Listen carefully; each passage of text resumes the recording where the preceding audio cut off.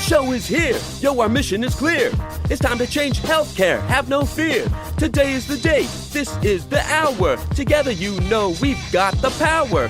Drop the silos. We're all the same team. Patients, docs, nurses, tech, and marketing. How can anyone be satisfied with the way things have always been? Yeah, we've tried. So join us now. Join the revolution. Digital health is the evolution. Status quo, more like status no. Yeah, this is the healthcare rap. Y'all come on, let's go. Welcome to the Healthcare Rap, where we are ushering in the future of healthcare and the status quo no longer exists. Where we are challenging assumptions about marketing and technology, and we check yesterday's thinking at the door.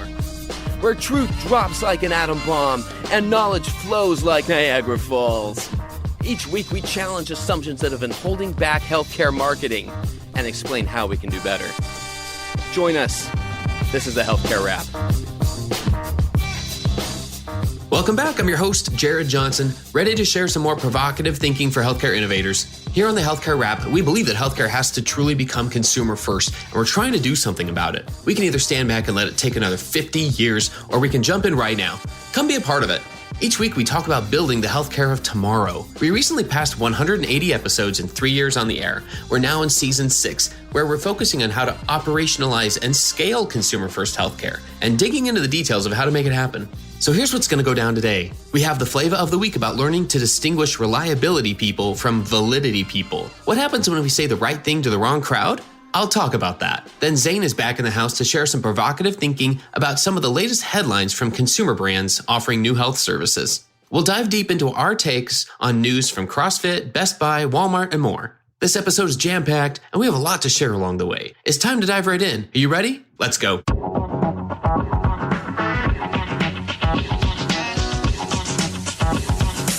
Flava of the week. Saying the right thing to the wrong crowd might cause you to question whether you're the crazy one. I had an epiphany about a year ago. Ever since 2014, when I first left the comfort of a 9-to-5 job and ventured out into the world as a consultant with no safety net, I've been preaching the gospel of disruption.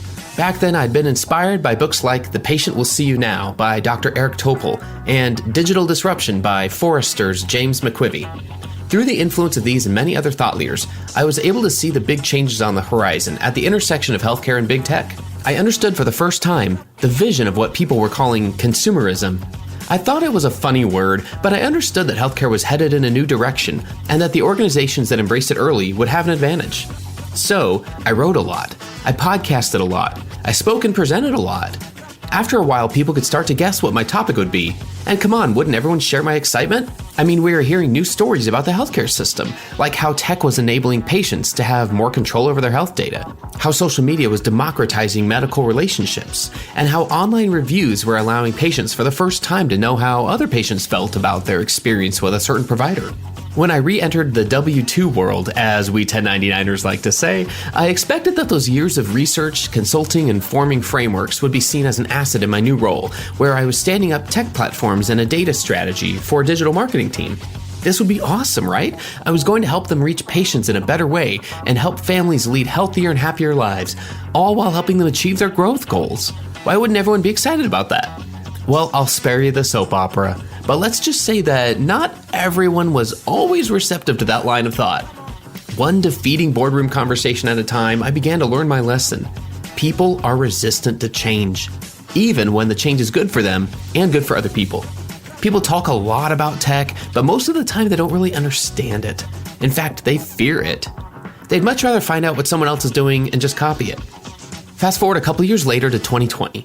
There I was back in 1099 land. My favorite place, by the way, you should try it sometime. And I was back to my old habits, writing, speaking, and podcasting a lot about the promise of making healthcare more consumer first. And I noticed something. There were two distinct types of reactions to my content. In emoji speak, I'd get either 100 or a facepalm. And while it bothered me at first, I learned that this was happening because I was speaking to two different audiences, reliability people and validity people. These are Soon Yu's terms. Soon's the author of Iconic Advantage, and he said that corporations are filled with reliability people who rely on what's already proven, and their job's to do it better. Validity people, on the other hand, are people like us who are looking for new truths and how to validate them. So what I didn't realize at the time was that sometimes I was saying the right things to the wrong crowd. So I started shifting the focus of my content. Instead of trying to speak to both, I doubled down on reaching the validity people, or the innovation champions, as I've started referring to those of you who share my worldview, that the best thing that healthcare can do is to figure out how to be more consumer first, how to truly understand, engage with, and design and build for consumers. And ever since I did that, the response has been overwhelming. And I learned that I'm a validity person through and through, and that we need more of us in healthcare. So if you're questioning whether you're saying the right things, maybe try saying them to a different crowd and see how the conversation changes. We need your ideas. We need you to share those ideas. That's another way we'll build the healthcare of tomorrow. And that's the Flava of the week.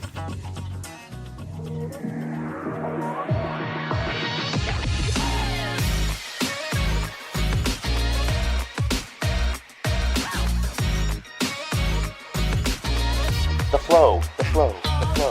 Well, Zain, holy cow, a lot has been happening in the news lately. So first and foremost, how have you been lately? Good. Hanging in there. It's been actually great weather in Detroit, so we're excited about that. It hasn't felt too much like fall or even winter yet. But you're right, holy smokes, like every other day, it seems like me and my colleagues are just glued to the press releases reading about, what disruptor is going to do what today. And so it's really an interesting time to be in healthcare coming out of this pandemic. For sure. And I don't want to, neglect the thought of that used to be, hey, the weather's pretty good here in Windsor. And so to be able to say, hey, here in Detroit, that's got to be a pretty cool thing going on there for you. Yeah, I'm enjoying my time now, fully moved into the city of Detroit, even though I spent a lot of time here. But yeah, it's fun. Nice.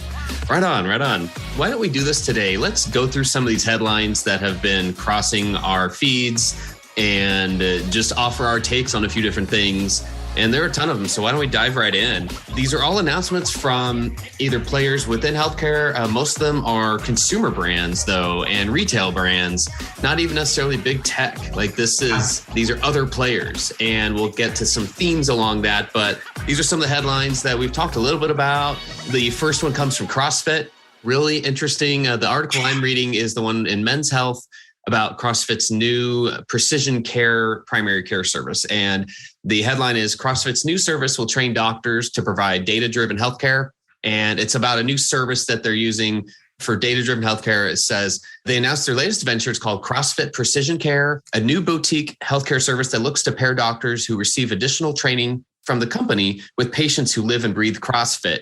And then eventually, if all goes according to plan, everyone else. Very interesting wording there.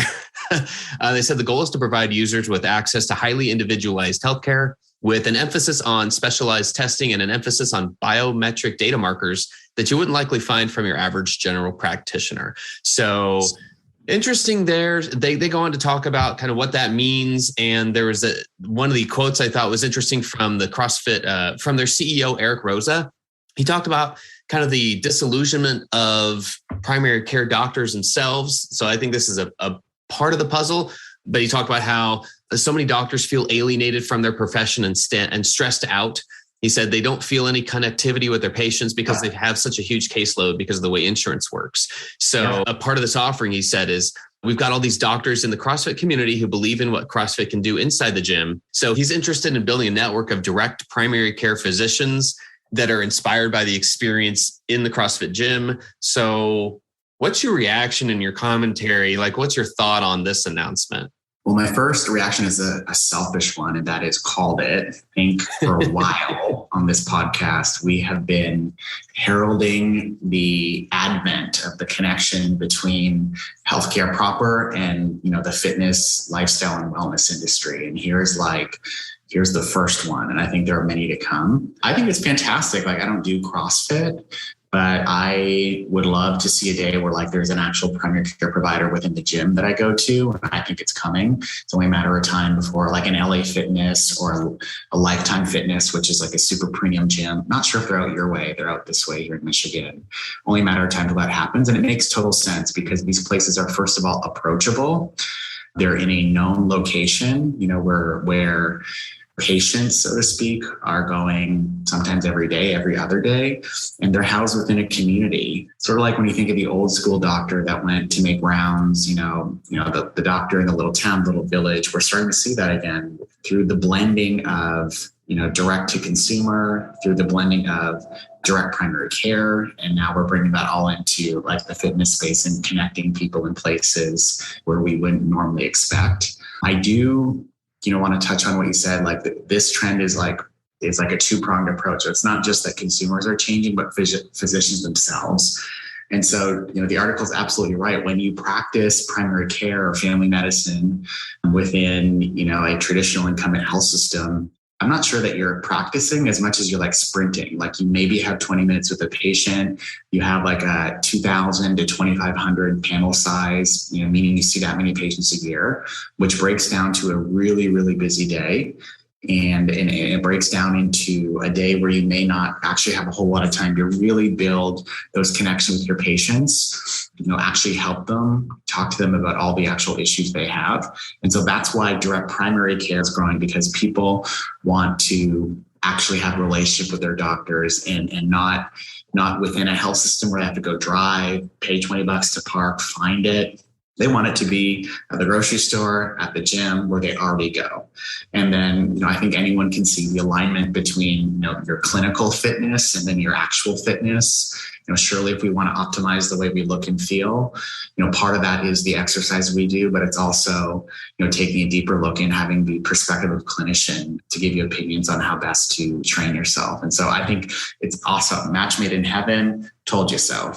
You did. You called it. And I think you're going to keep calling it. Like you said, this is just the next one. Yeah. Let's call more stuff. So the next things that we will see for sure is going to be mirror. So Lululemon purchased mirror, which is that real expensive, sexy mirror that goes on your wall. It trains you how to work out. At some point, that thing's going to start to deliver telehealth. I'm sure of it. Peloton will get into this space. I'm almost sure of it. Who else? Look to those two brands. I think for sure you'll see some big announcements in the next year or so. And we'll come back and have an episode to say that we called it. I agree. It's just the beginning. And, when I look at why would we think that it's just going to keep going, I don't think it's just because of the strength of the CrossFit brand in this case. A couple other things that were interesting about at least the announcement. Again, we'll see how all these players play out in the space. But I think it's intriguing. They talk about how doctors and health coaches from this new precision care unit, they'll use precision genomic profiles and biomarkers to help each person plan how to protect and improve their own health. And so they say the result is a fully personalized and comprehensive health optimization plan. Interesting wording. Again, like wording matters. It'll cover diet, sleep, exercise, chronic disease risk, and other areas. Actually, you know what? That's a really good point. And so as we see this macro trend happen, so the blending of clinical care and fitness, the next sub thing that's going to happen is everything you just talked about around genomics, pharmacogenetics. And a lot of the disruptors and companies that work in that space right now are yet to be found. They're kind of new. Insurances don't really pay for them. And so coming through a direct primary care model, that's all brand, that's all salesy, and that's all not taking insurance, it certainly opens it up to those companies to now have a stake in the game. And then also, when you think about the profile of people that do CrossFit, who at least anyone that I know that does CrossFit, really wants to optimize their body. They're super focused on what goes in, what goes out, how they work out. They certainly would be early adopters in pharmacogenetic testing and other genetic testing. Even if the evidence isn't completely out there that it actually works, they're going to be early adopters. And I think they're going to start to push that subset of the industry, so to speak, and prove it out for other parts, other more traditional clinical care models for the rest of the industry. So more to come. I agree. I think the partnerships part is one of the most intriguing. Another one of the aspects of this announcement, and kind of my last point of commentary on this one, is the thought of having something in common between the doctors and the patients. At least, again, this is just from the announcement, from the press clippings and from the earned media they've gotten for this announcement. But if all goes according to plan, it sounds like you have CrossFit trained doctors who participate in CrossFit fitness themselves, who are already members of a CrossFit gym or own one. And so they've already seen this link between somebody's health optimization plan, the wording that they're using there. And I think there's something to be said for having an affinity between the doctor and the patient. I see this as being a trend, like kind of a sneaky trend. I think it's one reason why this could work, and I can't help but think, why? Well, we naturally trust people who have something in common with us. Like no one can deny that. No one can get around that. You naturally 100%. Trust somebody who has anything in common with you. And even if it's like one single worldview. Yep. And so that thought of like, are there other types of communities? And I don't know why this one comes to mind, but like the gaming community, like there are different needs for somebody who is admittedly, sedentary for long periods of time in a row, but then you still have to figure out how to optimize your own health. Like there are probably unique things, I'm kind of spitballing, but there are probably unique things about being a gamer that affect your health, and that some gamers have figured out how to kind of hack their way through that or kind of fitness into their lives in a different way. I wouldn't be surprised, is it church communities, like regional communities, neighborhoods, but anything else that you have in common with people, I wouldn't be surprised if that's the source of other new health offerings in the future. Just something. 100%.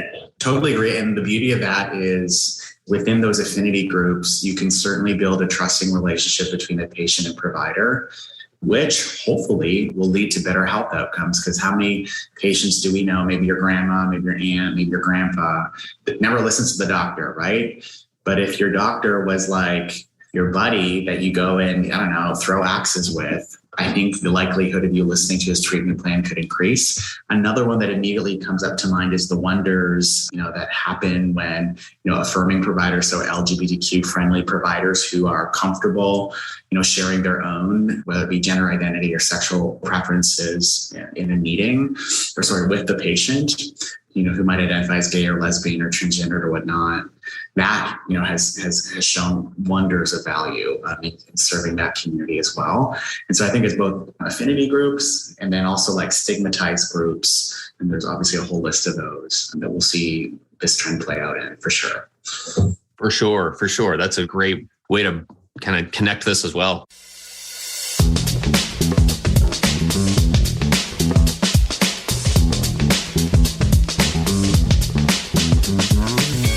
Hi, this is John Lynn from the Healthcare IT Today podcast.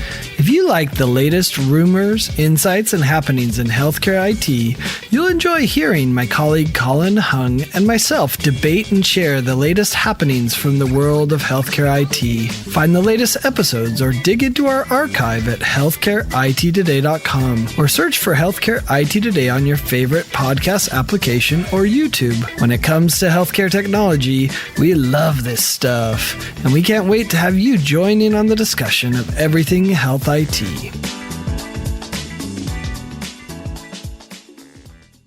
Hey, this is Scott Burgess from Healthcare 360, the fair and balanced healthcare podcast exploring everything you wish you knew about healthcare but don't. Join us weekly in an open, transparent conversation with some of the biggest names in the healthcare business, surrounding this one question and one question only. Had you known there were other options to exhaust and explore before you traveled down the traditional healthcare route, how would you weigh those options against what you think healthcare and medicine really is? For more information about Healthcare 360 and how together we can help transform lives, visit scotteburgess.com, subscribe to our YouTube channel, or follow us anywhere you enjoy listening. See you there. Okay, so let's roll right into our next story here, because I think there's some ties here, quite frankly, with what we were just talking about. But the next one we're going to talk about is Best Buy and their acquisition of Current Health. And the interesting part about this, so the article I'm reading for these guys is in Med City News, is by our friend Elise Reuter, October 12th. So it just came out. This is just days ago. And it talks about how, like, this isn't the first healthcare related acquisition for Best Buy. They've had a string of recent acquisitions. They've been building out their health business, and they have a focus on consumer technology and support for seniors. So now this acquisition of Current Health is showing that they're making a bet on the demand for remote patient monitoring. And the article talks about they first raised their eyebrows when they bought Great Call for $800 million. And now they're taking that a step further. So Current Health is a remote monitoring startup. And the thought is that They have a platform that can pull in information from connected devices, such as your blood pressure cuff or scales, and pair that information with patient-reported systems. So they talked about, the article points out a partnership that was struck between Current Health and Mount Sinai Health System in late 2020 to support cancer patients by monitoring their vitals at home. So now Best Buy is acquiring that.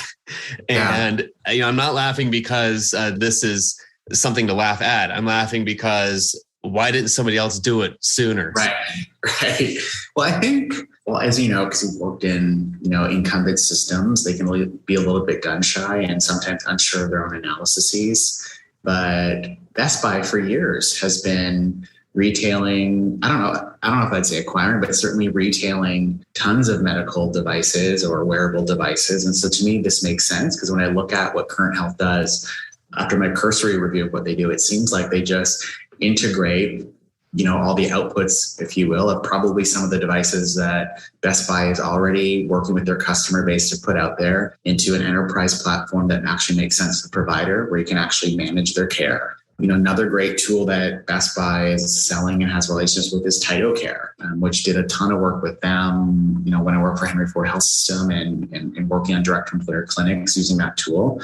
And so I think, again, it's another match made in heaven, and kudos to them. I'll be curious to see, though, who or how Best Buy works with to actually deliver clinical care, because I don't think it makes sense for Best Buy to actually start hiring doctors or nurses or medical assistants. And so remains to be seen. Yeah, that's a good point. And I think the realization that you don't have to go that way, like Walmart, their health clinics, they're partnering at least with specialists. I should say there's a group of specialties that are there at a health clinic on certain days of the week, but then they're not trying to be a hospital. They're not trying to be the specialty service center. They are trying to focus on the things that are needed the most, the things that connect the most, and the specialties that you're asking about and are most easily taken care of in a walk-in clinic.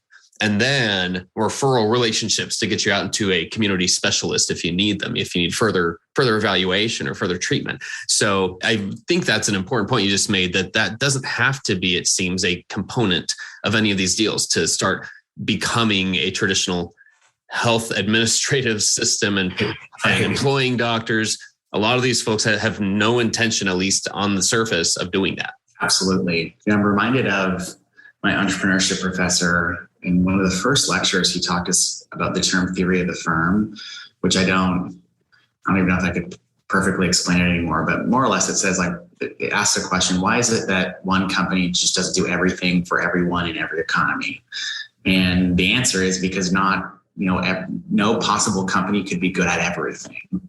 And so generally speaking, over all these disruptors that we're talking about today, and we'll talk about, what I'm seeing as the broader theme is that the market is starting to split, where people are doing what they're good at and coming together, together where they're good at. And so providers remain providers, connect into CrossFit or connect into Best Buy to then deliver care, where Best Buy or CrossFit is good at bringing community together, rallying people around an idea. And certainly Best Buy is fantastic being the expert on technology and devices. And so again, match made in heaven. Agreed. And I think one part that's interesting in the article that kind of echoes that is when they're talking about there was an investor call in August. So the CEO of Best Buy, Corey Berry, says Berry is really bullish on consumer health and aging, where the company has already made some big bets. And it says she sees Best Buy's health strategy is divided into 3 segments: consumer health, active aging, and virtual care. So, what other retailers are out there planting a flag in the ground under the active aging category? That's just intriguing to me. And I think it's one of those things that for the mainstream of healthcare marketing, what causes waves out there? What do we talk about a lot? What hits my feeds? What's making headlines? It's not necessarily this category, but I feel like it should be more. And I think we're going to see more here. I think that it speaks to this thought of latent demand, which I'm learning more about is the term for a lot of concepts and topics that I've talked about in the past or brought on guests in the past, where it is a demand that cannot be met by current offerings out there in the market. So it was like Steve Jobs was the epitome of latent demand, bringing an iPhone or an iTouch into the market and saying, or an iPad, you don't know you're going to need this, but like you're not going to be able to live without it. And so I see a lot of growth there under the active aging category and remote patient monitoring. My guess is just one part of that strategy. Yep. Oh, I totally agree. I think what we're going to see through these players getting into the game is there are way more engaged patients than we could ever imagine or we ever thought. What we're going to realize is us as incumbents, and I had a stake in that game working in many traditional healthcare institutions. We thought our patients didn't really care about their health. The truth is and will be that we just weren't good at engaging them or getting them excited in any way that was meaningful. And so I'm excited for what all this actually means for health outcomes and for people. We could do a whole episode just on that, how we can easily say within incumbent health organizations that patients just don't care about their health and consumers just don't care, when it really was the fact that we have made it the most horrible experience. And we have not made that easy. And I'm not a conspiracy theorist. It makes me question whether it's done on purpose. And we could have a whole episode on that. So I will still conspiracy theories. I don't think I ever told you this, but I fell rock climbing a week and a half. And so my ankle was all busted up and, trying to get in to see ortho. And I'm someone who works in the system, right? Trying to improve the system. We don't realize how terrible the system actually is until us as individuals try it for ourselves, right? And so I finally have an appointment tomorrow, and I suspect I won't really get what I need out of it. It'll probably just be another referral. So I'll let our listeners know. Amazing, isn't it?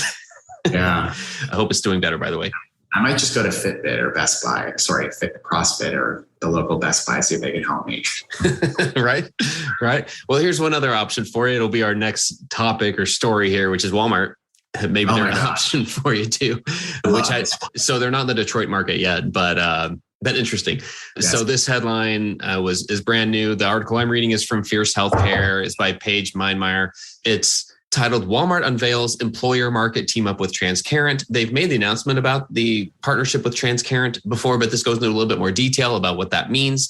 And I'll just share a little bit about it. It says Walmart's teaming with Transcarent to make it easier for self-funded employers to access its healthcare services.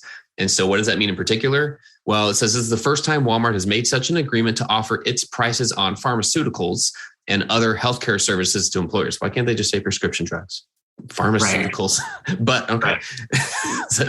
So to offer its lower prices on prescription drugs and other healthcare services. It says the partnership aims to allow employers to leverage the retail giant's size and scale to offer more convenient care and cost-effective health and wellness options.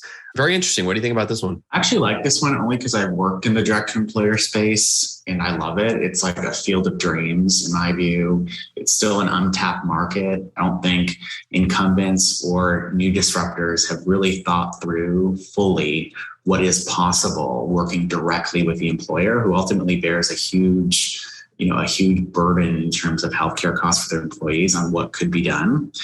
And so I'm excited about it. And so we're seeing more and more now, all these groups that, jump into the game usually have a direct to employer offering. They're usurping, provider networks, usually getting rid of the payer in the middle and just going straight to the employer. And just, for our listeners, in case they don't quite get the financial model. And so for self-funded employers, what that ultimately means is that they basically pay for their own health insurance. So they hold a pot of money and then pay out the claims as they go and use a health insurance plan to help administer it. But they don't actually buy insurance in the sense that they're using the insurance company's money. And so what that then means is it's often cheaper, believe it or not, to pay a company or a service cash when your employees need XYZ services. And for a lot of low acuity, urgent care type of thing or personal medical primary care, it's sometimes usually just cheaper to pay cash because you're just taking the money out of the pocket, right, and moving it over. And so that's why this whole direct to employer space is booming and premiums are going up, up the roof for the employer in addition to the employee.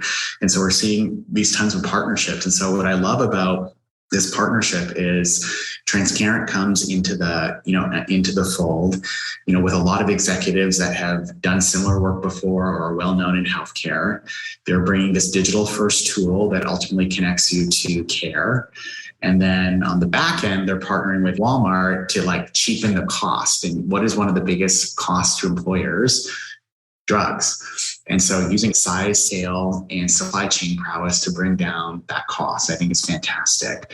One prediction I would make, I wouldn't be surprised, especially once Walmart Health continues to grow as they continue to open clinics in new areas. I don't think it was in the press release, but I wouldn't be surprised if Transcarent members or Transcarent organizations contracted with Transcarent could also potentially use an Amazon, there I go again, Walmart Health clinic, physical clinic, when the acuity level of a certain issue is such that they actually need to be seen in person and not through a digital modality. And so I think hopefully it'll work. And B, I think this is only the beginning of probably a bigger play between Transcarent and Walmart. Yeah. I actually did dig it up a little bit further. It does share that Transcarent members can access Walmart's prescription benefits as well as care at the company's community centers, clinics, optical services, and telehealth, according to the announcement. So you called it.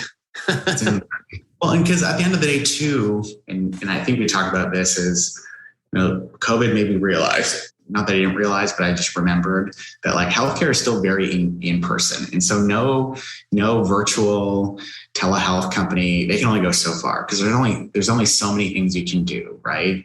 Through pure virtual. So at some point you need either an on-site or a near-site clinic to that employer so that when employees have occupational health issues, they get injured at work, they're sick, they can come either to the clinic in the office, some big companies have that, or to the clinic just down the street, right? And what does that do? It saves costs to the employer usually, depending on how you contract. But there's other things like it's a great employee benefit. It looks good as an employer to say you have this on site. And probably the biggest thing is just absenteeism. Now that employee doesn't have to take a day off because Jared, the doctor's office is only open between 2 and 2:30 on every other Wednesday. So there's other benefits too, like absenteeism. They can get in real quick. Even if they have to just run down the street, 2 blocks away, no big deal. They can come back to work. And so it's fantastic. Seriously, I think we should just do this format more often, quite frankly, Zain, because we're going to keep seeing announcements and we're going to keep having more things to react to. And it's going to keep accelerating. And it's going to be more brands that from the incumbent health system view, they never would have expected. And if we can help not make it such a surprise, I guess then I feel like we're doing our job here. But the common thread here to me is just this wake up call. And we have been talking about it. We've been harping on it for years on this podcast. And the thought of you can't just sit still. And there's no reason why in any type of health organization that you can't go on the offensive instead of just sitting there and waiting to be disrupted. There's no reason to do that. Spend a little bit of time acknowledging that consumers have more choices. That's what's driving all of this. We can just look at the big tech and we can look at the stumbles that have been made with big tech and other big players, big retailers, and just fool ourselves into thinking, let's go back to just offering healthcare in the way it was before. And that is not going to get us anywhere. And that's going to drive healthcare into oblivion. It's going to be completely obsolete in its traditional format. So totally agree. Well, I think what our listeners need to remember is a lot of these companies that are getting into healthcare are true learning organizations. And so probably if you're an incumbent, what you actually want is for them to be successful right off the get-go, because then maybe they'll just stay successful in that little area. But if they fail, which Amazon, Chase Bank, and Berkshire Hathaway did, they failed, apparently. It seems like Amazon came back with a vengeance because they learned from their failures and now are going after other parts of the market. And so I think we need to be cognizant and mindful of the culture of these companies when making an assessment of them, that their innovation acumen, if you will, and velocity far, far, far outweighs those of traditional healthcare providers and incumbents. And so I guess what I'm getting at is if they fail, they will come back, trust me, with new learnings, new partnerships, and probably more importantly, new money that some of us don't actually have access to. So more to come. Great way to wrap this up. Innovation acumen. I think that's another episode all in and of itself. And great place to kind of tie all this together. Zain, thanks as always. Thanks for giving us a lot to think about, and all the best to you. All the best to you too. Thanks, Jared. Ed Marks here with Digital Voices, the only podcast for chief digital officers across all of healthcare and life sciences. Digital Voices is about the voice of the patient, the provider, the payer, pharma, big tech, retail, public health, really any part of the healthcare and life sciences ecosystem. That's the digital voice we want to capture as we learn and break barriers across the entire spectrum. Join us weekly as we drop our pod. Hey, thanks again for listening. We hope you found some value in this conversation. And if you did, do us a favor and follow us using your favorite podcast app, then tell your friends and colleagues about us. If you like what you heard, please spread the word. Healthcare App is a member of the Shift.Health Content Network. If you enjoyed this podcast, you're going to love the other shows in the Shift.Health Content Network. Go check out the latest show. In fact, it's called Hello Healthcare, hosted by Chris Hemphill. It's focused on people who are moving healthcare forward, how healthcare strategy relates to data and AI, and what you can do to create or demand a better future. Subscribe on your favorite podcasting platform or at Shift.Health, where all 35 podcasts and video series are free and available on demand. Until next time, keep marketing forward. Thanks. And that's a wrap.